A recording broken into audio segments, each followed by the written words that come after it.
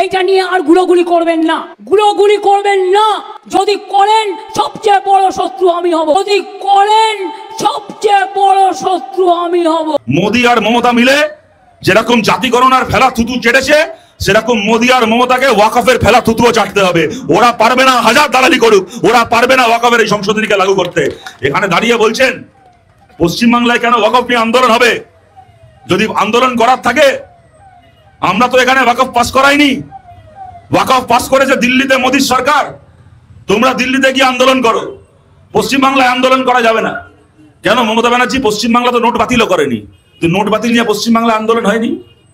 পশ্চিমবাংলায় তো NRC CaO pass হয়নি বিধানসভায়, তা বলে সিএ এর বিরুদ্ধে এনআরসির বিরুদ্ধে পশ্চিমবাংলায় আন্দোলন হয়নি। পশ্চিমবাংলায় তো 100 দিনের কাজের টাকাও পশ্চিমবঙ্গ সরকার আটকে রাখেনি, আটকে রেখেছে দিল্লির সরকার, তা বলে তার প্রতিবাদে পশ্চিমবাংলায় আন্দোলন আপনি করেন না? তাহলে ওয়াকফ নিয়ে কেন বাংলার মাটিতে আন্দোলন হবে না?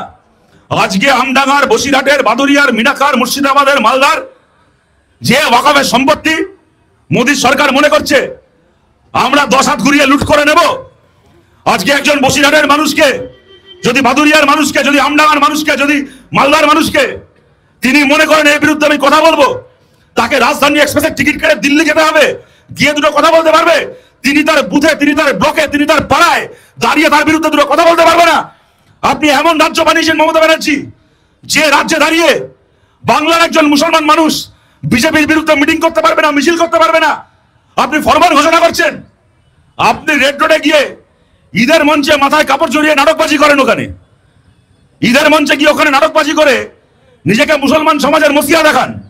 বিশ্বাস করুন, এখানে আপনারা অনেকে আছেন যারা হাজি সাহেব হজ করে এসেছেন, বহু মানুষ আছেন যারা 5 ওয়াক্ত নামাজ পড়েন, ধার্মিক মানুষ। আমি বহু মানুষকে চিনি কাছ থেকে, যারা ধার্মিক মানুষ, 5 ওয়াক্ত নামাজ পড়েন, তারা মনের প্রাণে ধর্ম পালন করেন, সবার মঙ্গল কামনা করেন।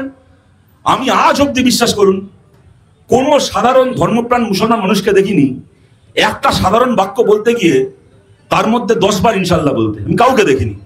আর এই মমতা ব্যানার্জিকে দেখবেন রেড রোডে নামাজের মঞ্চে উঠে একটা কথা বলবে, তার মধ্যে 10 বার ইনশাল্লাহ, 10 বার খুদা হাফিজ।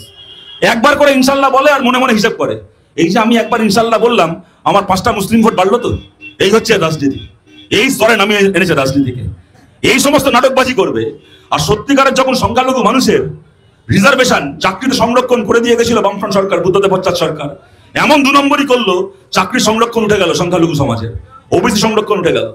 ওয়াকফের বিরুদ্ধে গোটা দেশ জুড়ে আন্দোলন হচ্ছে, এমনকি যে রাজ্যে বিজেপির সরকার সেই রাজ্যে পর্যন্ত আন্দোলন হচ্ছে। কোন বিজেপির মুখ্যমন্ত্রীর বলার ক্ষমতা হলো না যে আমার রাজ্যে দাঁড়িয়ে ওয়াকফের বিরুদ্ধে আন্দোলন করতে পারবে না।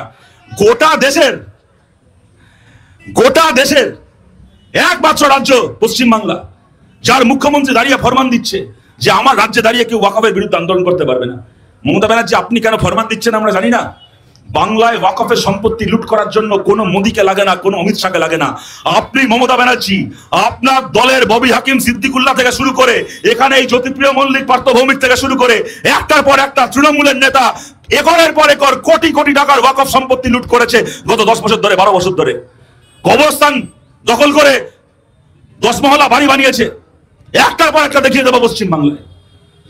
এমনকি কবরস্থানের জমিকে ছাড়েনি, পুরনো ঈদগাহ ভেঙে সেখানে শপিং মল তুলেছে, মসজিদের জমিতে হাই রাইজ তুলেছে। ওয়াকফের একটার পর একটা স্কুল বন্ধ হয়েছে, মাদ্রাসা বন্ধ হয়েছে, সেই মাদ্রাসাকে প্রাইভেট মালিককে বেচেছে। সেখানে এখন প্রাইভেট স্কুল তৈরি হয়ে গেছে, লাখ লাখ টাকা নিয়ে বাচ্চাদেরকে, বড়লোক ঘরের বাচ্চাদেরকে ভর্তি নেওয়া হয়।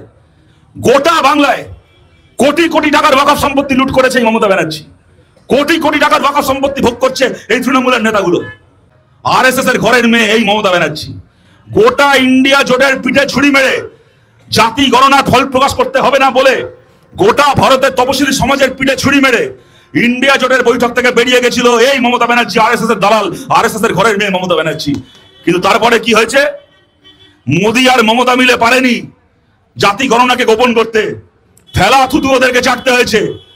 মোদিকে কদিন আগে ঘোষণা করতে হয়েছে, দেশ জোড়া মানুষের বিক্ষোভের সামনে কদিন আগে বিজেপিকে, মোদিকে ঘোষণা করতে হয়েছে যে আমরা হার মেনে নিচ্ছি, আমরা তপশিলি সমাজের জাতি গণনা তার ফল আমরা প্রকাশ করব।